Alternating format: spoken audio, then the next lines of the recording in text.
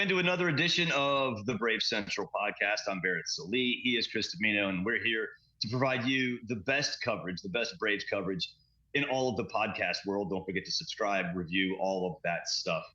Share it with your friends so we can get this podcast out to the public. So, Chris, it's like Groundhog Day, man. It's the same game over and over and over again. This is a mediocre team. This is an average team. There's nothing special about them. There's nothing horrible about them. And that is what's so frustrating about watching this Braves team. Yeah. I mean, if you choose to be frustrated, it's funny, though, because everybody just says, okay, this is what you are. And if that's what you are, what are you getting frustrated about?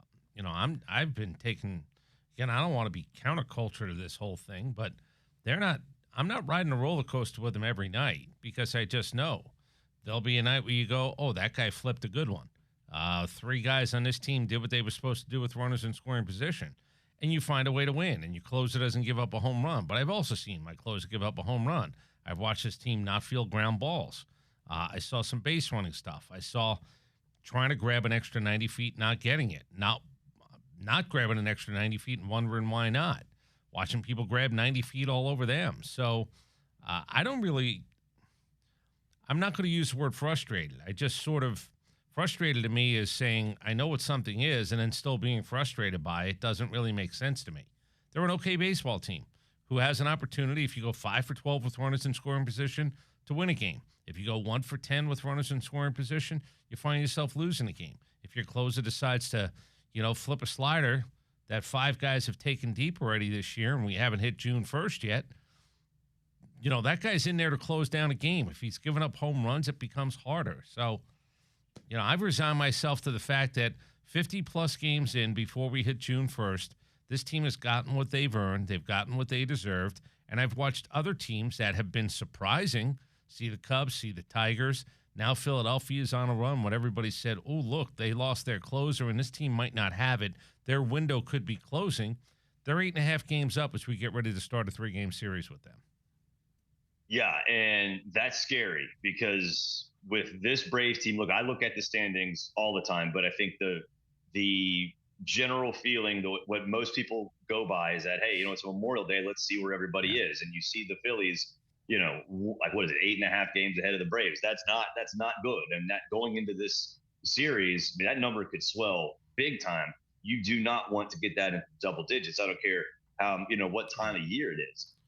And so I think for this Braves team, having Spencer Strider go today adds another layer to this because he obviously has had his struggles since returning, but also this is a house of horrors for him.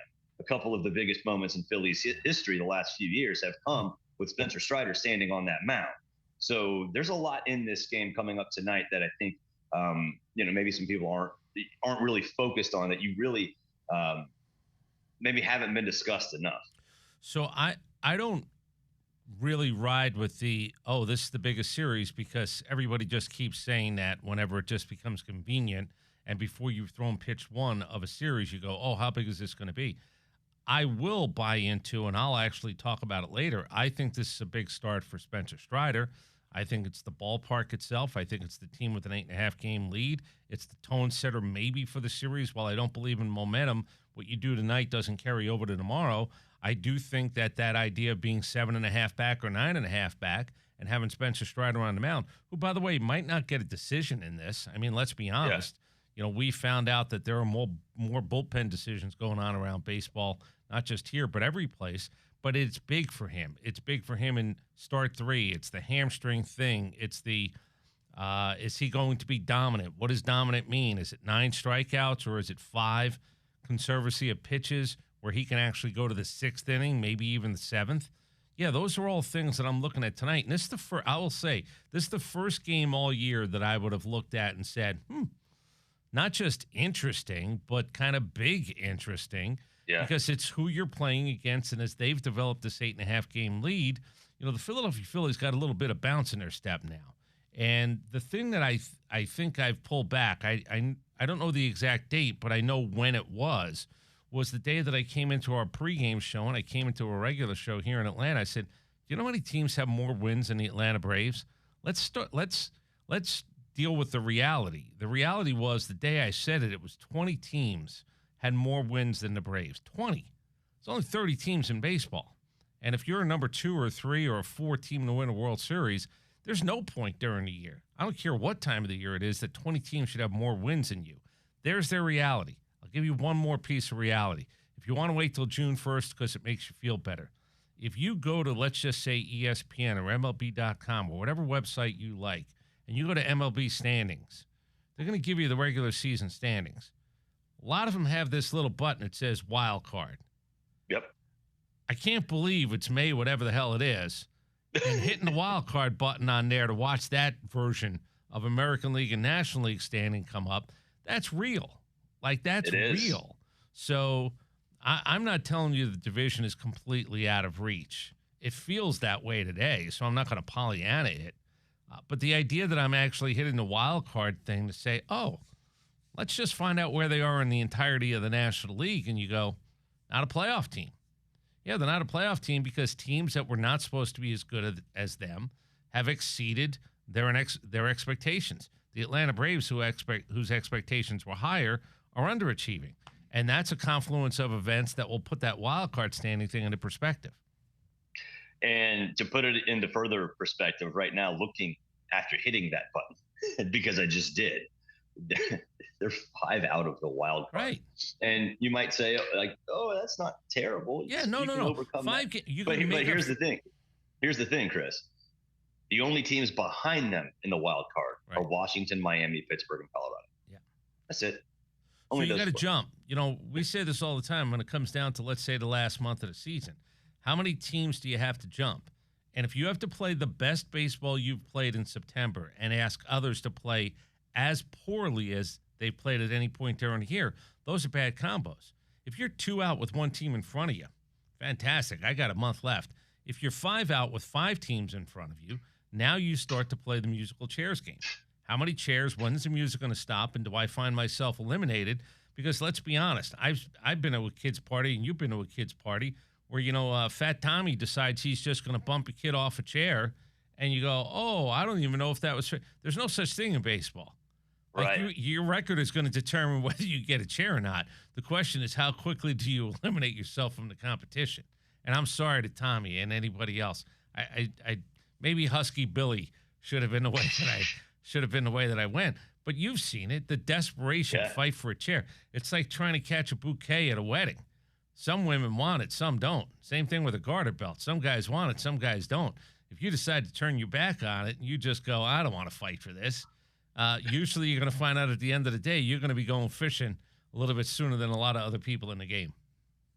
So spinning it forward to the bullpen, you know, Snit has said to us and said to Joe and said to everybody that it was just the slider. It wasn't it's the pitch selection for Raisel Iglesias. And okay, but if you keep using that pitch and it's one of only a few that you have, then that's a problem. And I think a lot of fans have asked me on X, and I'm sure they have asked you, and on the post-game show, callers call in and ask too, like, where is Craig Kimbrel? And I keep saying, like, look, this guy is not going to ride in on a white horse and become the savior of the bullpen. That's not going to happen.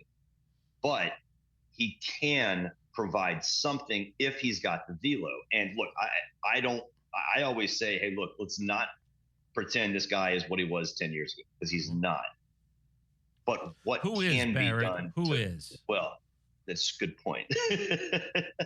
But like, look, and it's not a Craig Kimbrel question, and it's not a Craig Kimbrel comment. It's just the bullpen has been so frustrating because Snit has. It's almost like he's stubbornly using Raisel Iglesias and not giving anybody else a chance. And I don't get it. Yeah, it's hard to audition a closer as you're trying to make up games. It's just hard. You know, I don't know who's supposed to get the crack. To me, situationally, okay, if there's a situation that makes more sense. The problem is, and when I said the slider, I knew it was 5 of 7 home runs. You know, I didn't need the manager to tell me that. We talked about it the day of. Stop throwing it for a strike. You know, if you want to show it, but you can't throw it for a strike because it's not the type of pitch that's fooling anybody. It must be on a terrible plane. People are picking it up because you're a guy who should not be giving up 7 home runs in less than 2 months of a season, but you are. So now it looks brutal because, again, 5 of the 7 coming on the same pitch. I would tell you to ditch the pitch. That's the reaction. That's the overreaction maybe. But I will tell you, you can't throw for a strike. You can't throw it where somebody can go hunting it if they know it's coming. And look, maybe that's the way that you fool them up a little bit. Maybe you just actually make sure it's not a home run type pitch.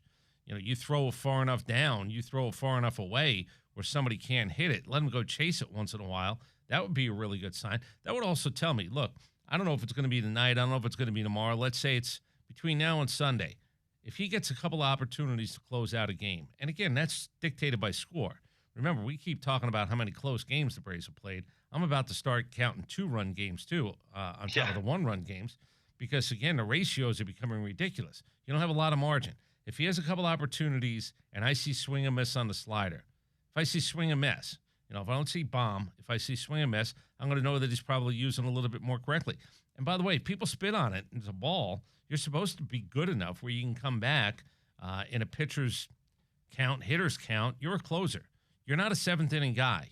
You're supposed to be able to face lefties and righties. You're supposed to be able to get a punch out. You're supposed to be able to have a guy fish. You're supposed to be able to get an easy ground out or an easy pop-up. You're supposed to get all those things as a closer because that's what the job is. The job isn't situational anymore. The job is lefties, righties, whoever the hell is up in a 1 or 2-run game, you've got to finish it off. Hard to do if you're giving up home runs.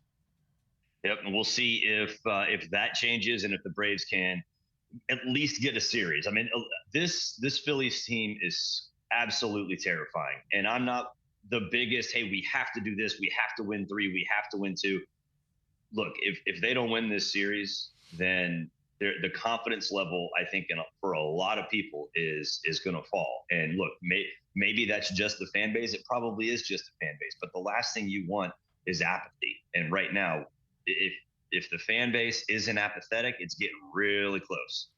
They got a couple of guys. JT Realmuto isn't what he used to be. Nick Castellanos is sort of a streaky guy. Alec Boehm, there are a lot of people going, wow, we're supposed to go find a third baseman. What are we supposed to do with him? Bryce Harper's going to be Bryce Harper. He does seem to light up against this baseball team, especially when he comes down here. But I know, and look, they've done this without Aaron Nola. I mean, that's the crazy part. It's not like Aaron Nola was gone like Spencer Strider was gone. Aaron Nola couldn't win a baseball game. I think he's 1-6 by the time he's physically there, and he was 1-6 when they shut him down. Yeah, and this is a team that's 15 games over 500 with an 8.5 game lead. So they're doing it without a frontline guy. Why? Because everybody else has picked up the slack. Now they did lose a closer to steroid pop, but we'll find out if Romano is a guy that actually not only now we say it all the time with Profar. If somebody gives you an opportunity, what do you do with the opportunity?